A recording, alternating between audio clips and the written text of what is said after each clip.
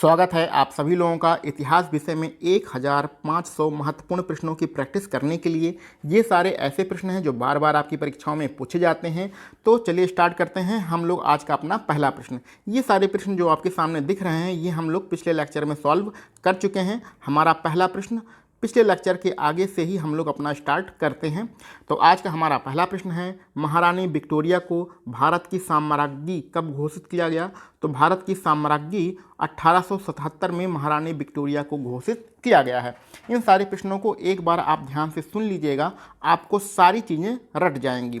असहयोग आंदोलन शुरू होने के समय भारत के वायसराय कौन से? तो लॉर्ड चेम्सफोर्ड असहयोग आंदोलन शुरू होने से पहले भारत के वायसराय थे। 1904 में नासिक में अभिनव भारत की स्थापना किसने की? तो अभिनव भारत नाम की संस्था नासिक में 1904 में स्थापित की गई और किसने किया था? विनायक दामोदर सावरकर। तो बहुत ही इंपॉर्टेंट प्रश्न है, ये आपसे बहुत बार आपकी परीक्षा में पूछा जा चुका है कि विनायक दामोदर सावरकर ने किस संस्था की स्थापना की थी? अभिनव भारत। कहाँ पर? नासिक में। और किस सन में? 1904 में। बहावी आंदोलन कहाँ पर प्रारंभ हुआ था? तो बहावी आंदोलन आपके बरेली शहर में प्रारंभ हुआ था और किसने किया था?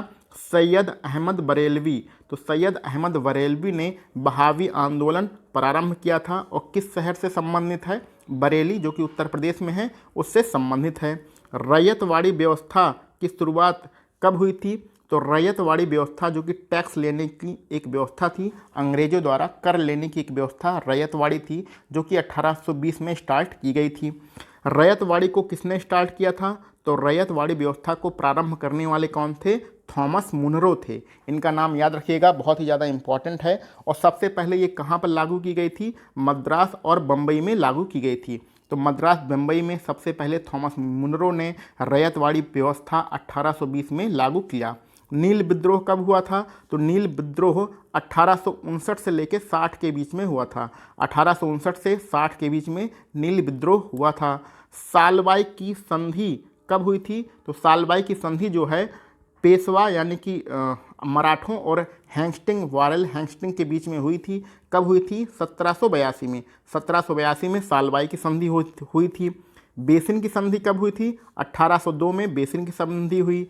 इल्वर्ट विधेयक किसने प्रस्तुत किया था? तो इल्वर्ट विधेयक लॉर्ड रिपन ने प्रस्तुत किया था।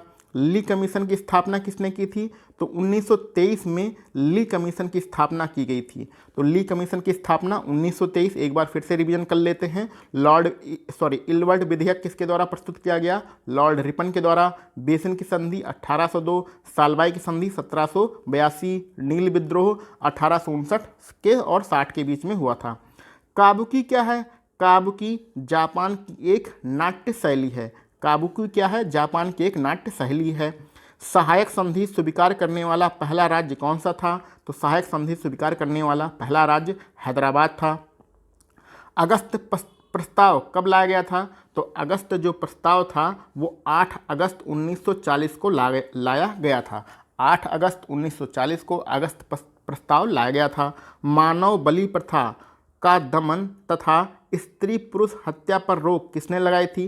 तो मानव बलि प्रथा, इसको बलि प्रथा याद रखिए, और स्त्री और शिशु हत्या पर रोक लॉर्ड हार्डिंग के द्वारा लगाई गई थी। बहुत इंपॉर्टेंट है, बलि प्रथा का अंत किसने किया था? लॉर्ड हार्डिंग ने। और स्त्री शिशु हत्या का अंत किसने किया? लॉर्ड हार्डिंग ने। याद रखिएगा। लॉर्ड मैकाले शिक्षा पद्धति कब लागू हुई? ये सबको याद हुआ। अंग्रेजी शिक्षा पद्धति 1835 में, जिसे हम लोग लॉर्ड मैकाले शिक्षा पद्धति कहते हैं, इसको लागू किया गया था। भारत और चीन के बीच में पंचशील समझौता कब हुआ था? तो 1954 में। 20 अप्रैल 1954 को भारत और चीन के बीच में पंचशील समझौता हुआ था। आगे बढ़ते हैं। अवध का अंतिम नवाब कौन था? तो अवध के अंतिम नवाब वाजिद अली शाह थे। तो वाजिद अली शाह अवध के अंतिम नवाब थे। लखनऊ से पहले अवध की राजधानी क्या थी? तो लखनऊ से पहले अवध की राजधानी अपना प्यारा फैजाबाद हुआ करती थी। पिंडारियों का उन्मूलन किसने किया था? तो लॉर्ड हैंस्टिंग। लॉर्ड हैंस्टिंग ने पिंडारियों का उन्मूलन किया था। ये पिंडारी कहाँ पर थे? महाराष्ट्र में थे। बनारस हिंदू विश्वविद्यालय की स्थापना 1916 में की गई थी। किसने किया था? पंडित मदन मोहन मालवीय ने। तो पंडित मदन मोहन मालवीय के द्वारा 1916 में बनारस हिंदू विश्वविद्यालय की स्थापना की गई थी। ये प्रश्न अभी अभी आपका इलाहाबाद हाई कोर्ट में RO का पेपर हुआ है, उसमें ये पूछा गया प्रश्न है। भारत में पहला पार्सियन शासक कौन था? तो पार्सियन का मतलब होता है ईरान। पहले ईरानी शासक जो थे उसका नाम था माउस। गोलकुंडा की संधि कब हुई थी? तो जो गोलकुंडा की संधि थे वो आपका 1656 में हुई थी। ठीक है। द लास्ट जजमेंट ये किसने लिखा था? एक किताब है जिसका नाम है द लास्ट जजमेंट। इसको लिखा है माइकल एंजेलो ने। माइकल एंजेलो ने द लास्ट जजमेंट लिखा है। आगे बढ़ते हैं। गांधी इरविन समझौता कब हुआ? तो गांधी इरविन समझौता 1931 में हुआ है। म्यूनिख पैक्ट कब संपन्न हुआ? तो म्यूनिख कहाँ है? जर्मनी में है। तो जर्मनी में म्यूनिख पैक्ट संपन्न हुआ था कब? 1938 में। शिमला समझौता कब हुआ? 25 जून 1945 में। 25 जून 1945 को मुस्लिम लीग, कांग्रेस और अंग्रेज़ों के बीच में शिमला समझौता हुआ था। खुले द्वार की नीति के प्रतिपादक कौन थे? तो ये वास्तव में अर्थशास्त्र का प्रश्न है कि खुले द्वार की नीति के प्रतिपादक कौन थे? जॉन हे। जॉन हे खुले द्वार की नीति के प्रतिपादक थे। स्वराज पार्टी की स्थापना 1923 में हुई थी। तेनालीराम किसके दरबारी कवि थे? तो तेनालीराम जो हैं कृष्णदेव राय के दरबारी कवि थे। आगे बढ़ते हैं। ब्रह्म समाज किस पर आधारित है? तो ब्रह्म समाज एकेश्वरवाद पर आधारित है। एकेश्वरवाद का मतलब होता है एक ही ईश्वर को मानने वाले। तो ब्रह्म समाज का जो आधार है, सिद्धांत है, एकेश्वरवाद है। दास प्रथा को अवैध कब घोषित किया गया था? तो 1843 में दास प्रथा को अवैध घोषित किया गया था। वर्नाक्यूलर प्रेस एक्ट कब पारित हुआ? तो वर्नाक्यूलर प्रेस एक्ट 1878 में पारित किया गया था। और किसने किया था? लॉर्ड लिटन। लिटन साहब ने 1878 में वर्नाक्यूलर प्रेस एक्ट पारित किया गया था। बहुत ही इंपॉर्टेंट प्रश्न है, बार बार आपकी परीक्षा में पूछा जा चुका है। और वर्नाक्यूलर प्रेस एक्ट रद्द कब हुआ? तो ये इसके 4 साल बाद 1882 में रद्द किया। किसने किया? लॉर्ड रिपन ने। तो लॉर्ड रिपन ने इसे रद्द किया 1882 में, और इससे 4 साल पहले लिटन साहब ने 1878 में इसे लागू किया था। ठीक है।